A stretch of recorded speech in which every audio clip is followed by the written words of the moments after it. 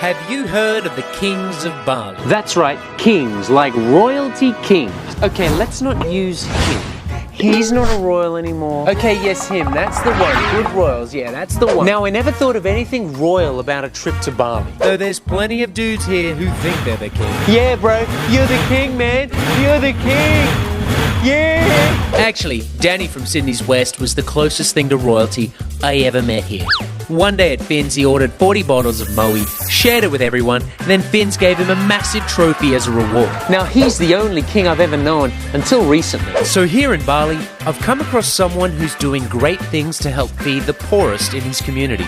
Someone who has literally stepped up to the plate for his people.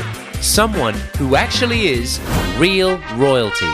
The King of Karumbitan, a region of Bali just 20 minutes west of the Bule bubble of Canggu, has been a key part of organising the Million Meals March.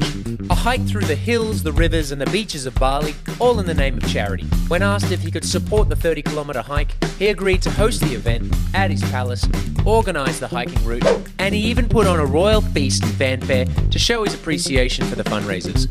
In fact, this king has been part of a family for years that have hosted events for his community. He's even hosted Mick Jagger and the late David Bowie. Wow, Jagger and Bowie and the King 30 years ago. They would have made Danny from Finn's look like a court jester.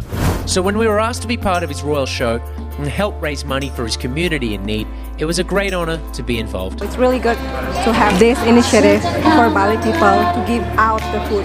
And having raised $50,000 with the King's blessing, 50 hikers set out last week to tackle the terrain, all in the name of raising money to feed the island's most needy. I asked the King what's the motivation behind his generosity. Dan kami memang sangat merasakan dampak dari COVID ini.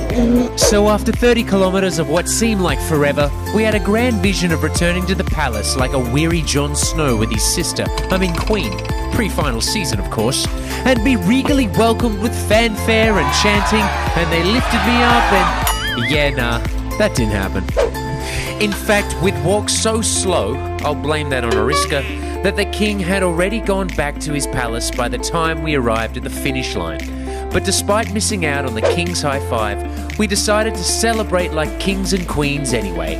Channeling our inner Danny, we basked in the royal sunshine of a Finn's afternoon, ultimately acknowledging what it was all about.